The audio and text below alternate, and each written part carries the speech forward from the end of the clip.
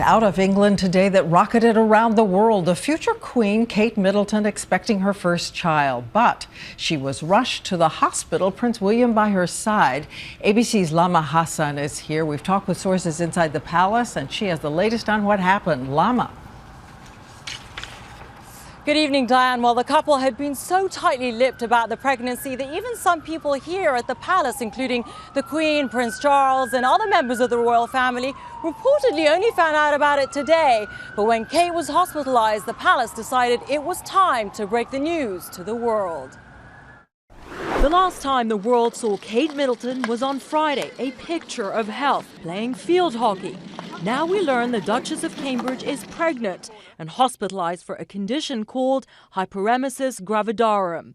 The palace today saying as the pregnancy is in its very early stages, Her Royal Highness is expected to stay in hospital for several days and will require a period of rest thereafter. HG is a severe form of morning sickness that debilitates 2% of expectant mothers, causing severe vomiting, weight loss and dehydration.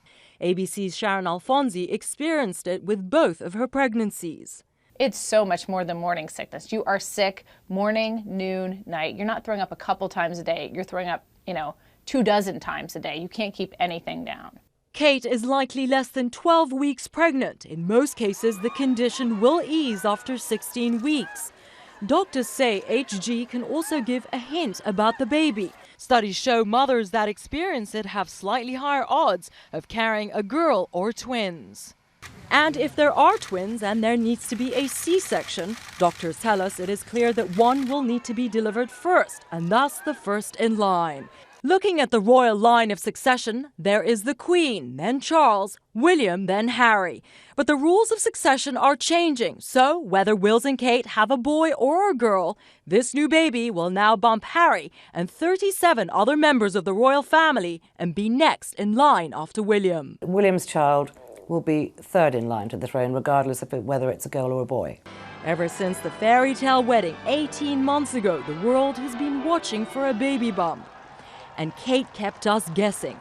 There was this moment when the Duchess toasted with water and not wine on the couple's third official tour representing the monarchy. And this when William sparked speculation after accepting a baby gift.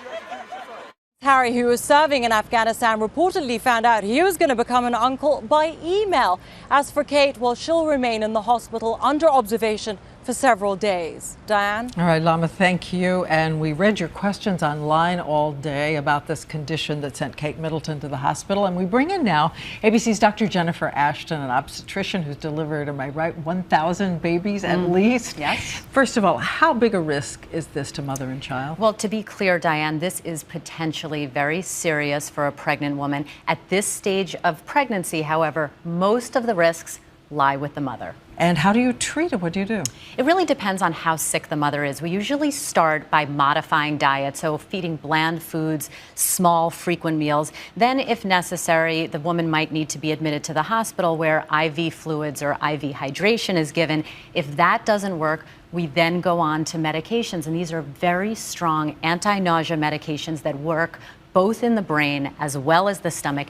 If necessary, tube feedings with a permanent catheter might be needed. But I know that you wanted to stress to everybody, this isn't morning sickness. As Sharon Alfonsi said, this is a spectrum of different reactions. Absolutely right, Diane. This is a much bigger deal than just queasiness. This is potentially very serious for a pregnant woman. But she's getting great medical care. Absolutely. We'll follow it. Okay, thank you, Jennifer Ashton.